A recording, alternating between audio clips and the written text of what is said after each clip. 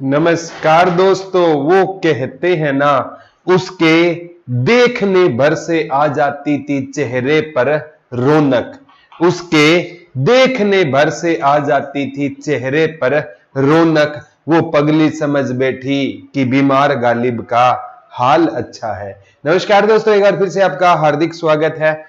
और बच्चों, आज थोड़ी सी हेल्थ ठीक नहीं है, फिर भी कोशिश करेंगे आपको बच्चों ये पूरा लेक्चर पूरा पढ़ाने की जब तक होगा। टेबलेट अभी ली है, लेकिन बच्चों की किसी भी वजह से पढ़ाई मिस नहीं होनी चाहिए। आज बच्चों हम हरियाणा और इंडिया जीके के मिक्स क्वेश्चन है करने वाले हैं जो एग्जाम में आए हुए हैं। क्वेश्चन आया था, सलाल परियोजना भारतीय राज्य के खालिस्तान के चिनाब नदी पर है। तो सलाल परियोजना बच्चों जम्मू कश्मीर में रहेगी। सलाल परियोजना किस राज्य की परियोजना है? तो सलाल परियोजना प्यारे बच्चों किसकी रहेगी? जम्मू कश्मीर की रहेगी। किसकी रहेगी? जम्मू कश्मीर की रहेगी। और जम्मू कश्मीर को पहले आर्टिकल 370 के तहत किसका दर्जा दिया गया था? एक विशेष राज्य का दर्जा दिया गया था। और सलाल परियोजना क्वेश्चन ये पूछा गया था प्यारे बच्चों, भारतीय राज्य के खालिस्तान के चिनाब नदी पर है। तो सलाल परियोजना क्वेश्चन में बता दिया किस नदी पर रहेगी? चिनाब नदी पर रहेगी। सलाल परियोजना किस नदी पर रहेगी प्यारे बच्चों? चिनाब नदी पर रहेगी। और एक बार ना एसएससी ने पूछा था चिनाब नदी का पुराना नाम क्या है? तो चिनाब नदी का पुराना नाम है ना अस्किनी होता था। अस्किनी या अस्किनी चिनाब नदी का पुराना नाम होता था। और बच्चों एक एग्जाम में ये क्वेश्चन आया था, आगामी एग्जाम में भी आ जाता है। तुलबुल परियोजना और उरी परियोजना ये जम्मू कश्मीर में है, झेलम नदी के किनारे। तुलबुल परियोजना और उरी परियोजना, तुलबुल परियोजना, तुलबुल परियोजना और उरी परियोजना, तुलबुल परियोजना और उरी परियोजना ये भी प्यारे बच्चों कहाँ की रहेगी? जम्मू कश्मीर की रहेगी। कौन से किस की रहेगी? जम्मू कश्मीर की रहेगी। सलाल परियोजना इतना याद कर लेना जम्मू कश्मीर की है, चिनाब नदी के किनारे है। और तुलबुल परियोजना और उरी परियोजना जम्मू कश्मीर की है, लेकिन ये झेलम नदी के किनारे है। किस नदी के किनारे है? झेलम नदी के किनारे है। एक बार पूछा गया था श्रीनगर किस नदी के किनारे बसा है? तो श्रीनगर झेलम नदी के किनारे बसा है। और श्रीनगर को कहते हैं किसने बसाया था? सम्राट अशोक ने बसाया था। और सम्राट अशोक का शासनकाल पूछे प्यारे बच्चों 273 ईसा पूर्व से लेकर 232 ईसा पूर्व तक सम्राट अशोक का क्या होता था? शासनकाल होता था। और यहां से दो क्वेश्चन बनेंगे, सम्राट अशोक का राज्याभिषेक कब हुआ? तो 269 ईसा पूर्व सम्राट अशोक का क्या हुआ था? राज्याभिषेक हुआ था। और सम्राट अशोक एक ग्रंथ है प्यारे बच्चों, दीपवंश और महावंश। दीपवंश और महावंश कहते हैं कि सम्राट अशोक ने ना एक दिन में कितने भाई मारे थे? 99 भाई मारे थे। इसलिए सम्राट अशोक को क्या कहा जाता है? चंड अशोक भी कहा जाता है। और सम्राट अशोक एक बार आया था, सम्राट अशोक ने राज्यारोहण के कितने साल बाद कलिंग युद्ध लड़ा? तो राज्यारोहण तो 273 ईसा पूर्व हुआ था। तो राज्यारोहण के 11 वर्ष बाद 261 ईसा पूर्व सम्राट अशोक ने कौन सा युद्ध लड़ा था? कलिंग युद्ध लड़ा था। कलिंग युद्ध कहते हैं सम्राट अशोक ने प्यारे बच्चों किसको जीतने के लिए लड़ा था? हाथियों को जीतने के लिए लड़ा था। और कहते हैं कलिंग का राजा कौन बताया जाता है? नंदराज बताया जाता है। और कलिंग युद्ध का वर्णन हमें किससे मिलता है? ये कलिंग नरेश खारवेल के हाथी गुफा अभिलेख से हमें कलिंग युद्ध का वर्णन मिलता है। और अभिलेखों के माध्यम से शिक्षा देने वाला पहला राजा कौन होता था? तो अभिलेखों के माध्यम से शिक्षा देने वाला पहला राजा कौन होता था? सम्राट अशोक होता था, जो अभिलेखों के माध्यम से क्या दिया करता था? शिक्षा दिया करता था। सम्राट अशोक के वृत्त अभिलेख पूछे जा सकते हैं, कितने हैं? 14। सम्राट अशोक के लघु अभिलेख कितने हैं? 13। सम्राट अशोक के स्तंभ अभिलेख कितने हैं? 7। और स्तंभ अभिलेखों पर बच्चों पशु पक्षियों के क्या बने होते थे? चित्र बने होते थे। ये प्लेलिस्ट चेक कर लेना बच्चों, एंशिएंट इंडिया की बिल्कुल डिटेल में वहां पर आपको जानकारी ये करवाई हुई है। और झेलम नदी का पुराना नाम पूछे तो वितस्ता हो जाएगा। कौन सा हो जाएगा? वितस्ता हो जाएगा। ठीक है। और चिनाब नदी का पुराना नाम क्या होता था? अस्कनी होता था। कौन सा होता था? अस्कनी होता था। सतलुज नदी का पुराना नाम सतुदरी होता था। और सरस्वती जो नदी है ना, घग्गर नदी है इसको कहते हैं। पुराने टाइम में ऋग्वैदिक कालीन नाम इसका सरस्वती या दृष्टवती नदी होता था। एक बार पूछा गया था बच्चों, सबसे इंपॉर्टेंट है कि तुलबुल परियोजना किस नदी के मुहाने पर है? तो बुल्लर झील के मुहाने पर है, जो भारत की सबसे बड़ी झील है। तुलबुल परियोजना भी पूछी जाती है, किस झील के किनारे है?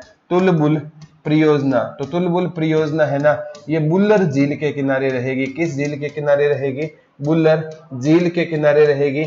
ये जैसे चिल्का उड़ीसा वाली खारे पानी की झील है, और बुल्लर वाली ये किसकी झील रहेगी बच्चों? मीठे पानी की झील रहेगी। मीठे पानी की झील कौन सी रहेगी? बुल्लर झील रहेगी। आगामी एग्जाम में भी प्यारे बच्चों यहाँ से क्वेश्चन आपसे पूछा जा सकता है। एक बार आया था बच्चों, नाव कलेबारा का प्रसिद्ध त्योहार कहाँ मनाया जाता है? नाबा कलेबारा उड़ीसा का त्योहार है। नाबा कलेबारा का प्रसिद्ध त्योहार कहां पर मनाया जाता है? उड़ीसा में ही क्या है? पुरी का जगन्नाथ मंदिर, वहां पर नाबा कलेबारा त्योहार मनाया जाता है। आगामी एग्जाम के हिसाब से इंपॉर्टेंट हो जाएगा। एक बार ये क्वेश्चन आया था बच्चों, सबसे इंपॉर्टेंट आगामी एग्जाम में आ सकता है कि श्री विश्वकर्मा विश्वविद्यालय आपको पता है पलवल के दुदुला गांव में है, लेकिन क्वेश्चन आया था स्थापना कब हुई थी? तो 2016 में स्थापना हुई थी।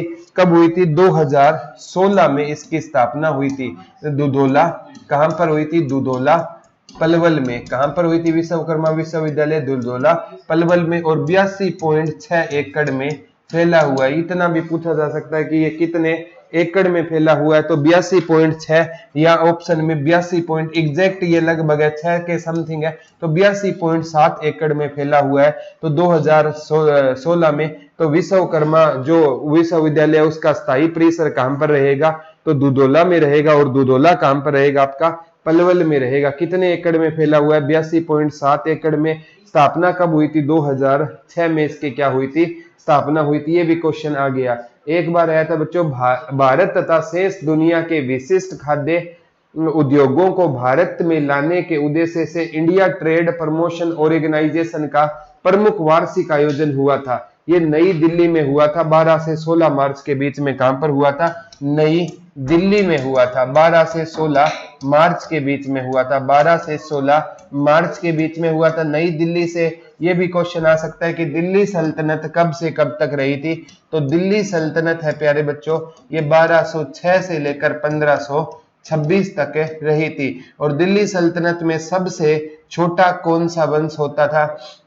तो बच्चों खिलजी वंश का कार्यकाल दिल्ली सल्तनत में सबसे छोटा होता था। 1296 से लेकर 1320 तक होता था। और सबसे लंबा कार्यकाल किस वंश का होता था? तुगलक वंश का होता था। और तुगलक वंश का कार्यकाल 1320 से लेकर 1414 तक होता था। 1320 से लेकर 1414 तक होता था। दिल्ली सल्तनत का ऐसा कौन सा राजा था जिसका कार्यकाल सबसे लंबा होता था?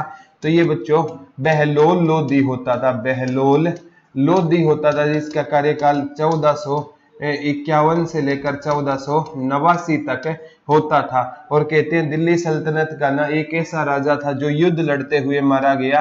तो इब्राहिम लोदी है ना, दिल्ली सल्तनत का ऐसा राजा था जो युद्ध लड़ते हुए इब्राहिम लोदी की क्या हो गई थी? मृत्यु हो गई थी। ये भी क्वेश्चन आगामी एग्जाम में आ सकता है। और प्यारे बच्चों यहाँ क्लासें आपको मिलती रहेगी। एक नंबर दे देता हूँ 74 978 40047। इस पर ना बच्चों अभी जैसे लोडी पर ना हरियाणा का कोई भी कोर्स लेते हो ना, मैं तो यहाँ पर पढ़ाता रहूंगा आपको दुरीना पर, यहाँ पर जीके भाई प्रदीप सर पर। और फिर भी आपको कोई कोर्स चाहिए ना मेरी कंप्लीट टीम का, तो 199 रुपए में ग्राम सचिव, कनाल पटवारी और पटवारी तीनों के कोर्स 199 रुपए में रहेंगे।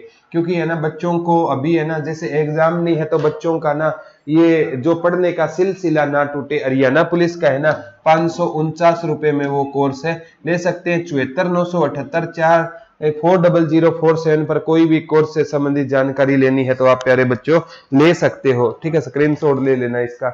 एक बार पूछा गया था बच्चों, भारत के केंद्रीय पूल में खाद्यान्न का सबसे बड़ा योगदान देने वाले के तौर पर हरियाणा का कौन सा स्थान है? तो हरियाणा का दूसरा स्थान है। खाद्यान्न में हरियाणा का पहले पर कौन सा है? खाद्यान्न देने में पहले पर है उत्तर प्रदेश। कौन सा रहेगा पहले पर? उत्तर प्रदेश रहेगा। और दूसरे नंबर पर कौन सा रहेगा, तो दूसरे नंबर पर कौन सा रहेगा प्यारे बच्चों, हरियाणा रहेगा। कौन सा रहेगा, दूसरे नंबर पर हरियाणा रहेगा। और भी यहां से क्वेश्चन बन सकता है, हरियाणा भारत के क्षेत्रफल का 1.34% है, लेकिन हरियाणा भारत को कितनी परसेंट गेहूं देता है, 12%। इसीलिए हरियाणा को भारत की क्या कहा जाता है, गेहूं की टोकरी कहा जाता है। हरियाणा को भारत की क्या कहा जाता है, गेहूं की टोकरी कहा जाता है। ग्रुप डी के एग्जाम में यही क्वेश्चन आया था। हरियाणा भारत के क्षेत्र, हरियाणा भारत की जनसंख्या का 2.09% है, क्षेत्रफल का 1.34% है।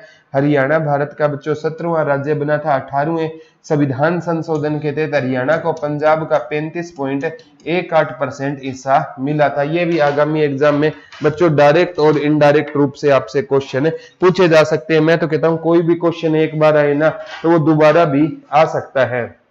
ठीक है, आगे क्वेश्चन आएगा बच्चों सबसे इंपॉर्टेंट, हरियाणा के उद्योग और वाणिज्यिक विभाग ने खालिस्तान में एक टेक्सटाइल पार्क प्रस्तावित किया है। तो टेक्सटाइल पार्क प्रस्तावित है सिरसा में।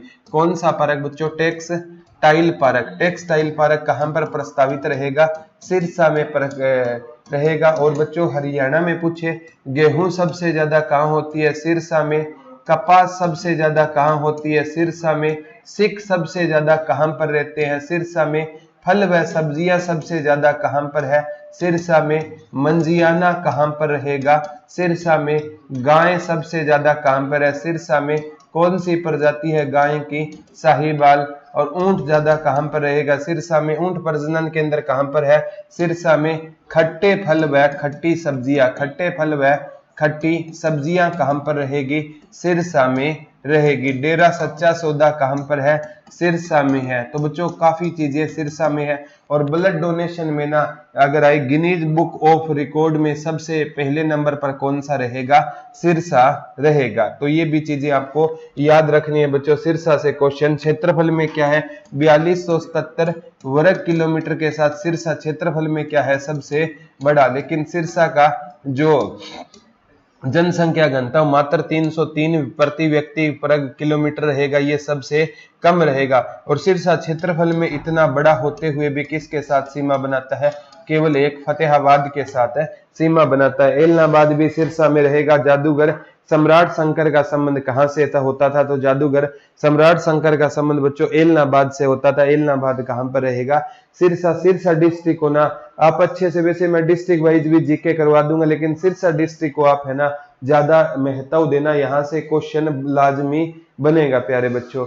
एक बार आया था global agriculture summit and award 2019 में हरियाणा को निम्न में कौन सा पुरस्कार मिला था, ग्लोबल एग्रीकल्चर समिट 2019। तो सर्वश्रेष्ठ पशुपालक राज्य, ठीक है, 2019 में हरियाणा को कौन सा अवार्ड मिला था, सर्वश्रेष्ठ